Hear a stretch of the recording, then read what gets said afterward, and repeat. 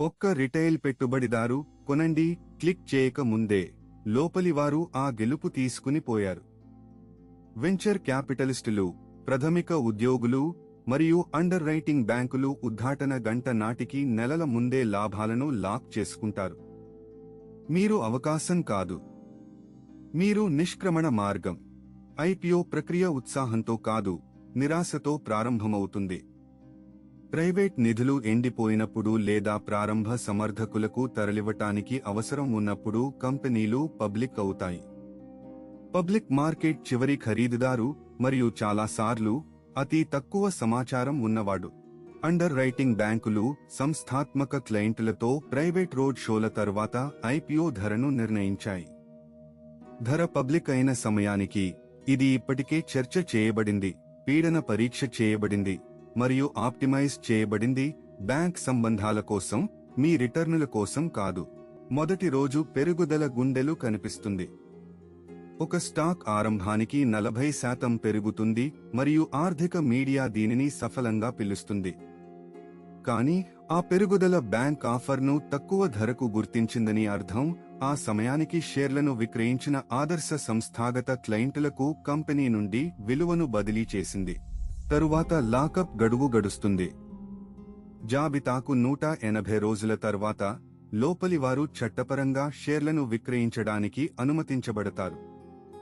మరియు వారు చేస్తారు క్రమబద్ధంగా. లాకప్ గడువు గడచిన తేదీల చుట్టూ ఉన్న చార్ట్ నమూనా చాలా సంతంగా ఉంది. దీనికి వ్యాపారులలో ఒక పేరు ఉంది, లాకప్ కట్ట. విద్యాభ్యాస పరిశోధన దారుణంగా ఉంది. ఐపీఓ పనితీరును ట్రాక్ చేసే అధ్యయనాలు ఆహికంగా చూపుతాయి. 3 సంవత్సరాలలో చాలా సంఖ్యలో కొత్తగా జాబితా చేయబడిన కంపెనీలు విస్తృత మార్కెట్ను పోటీ చేయవు. సగటు రిటైల్ పెట్టుబడిదారు హైప్ సైకిల్ ద్వారా సూచిక ఫండ్ను సరళంగా కలిగి ఉండటానికి మార్కెట్లో నేలమాటను కోలుకుంటారు. ప్రాస్పెక్టస్ మీకు అన్నీ చెప్పుకుంటుంది మరియు ఏమీ లేదు. ఇది చట్టపరంగా జుమ్ములను బహిర్గతం చేయాల్సి ఉంటుంది, కానీ ఆ జుమ్ములు నోట్లో దట్టమైన చట్టపూర్వక భాషలో పూడిగా ఉన్నాయి. నియంత్రులను సంతృప్తి చేయడానికి రూపొందించబడింది. రోజువారీ పాఠకులకు ఆచరణీయంగా అదృశ్యమైనవిగా ఉంటుంది.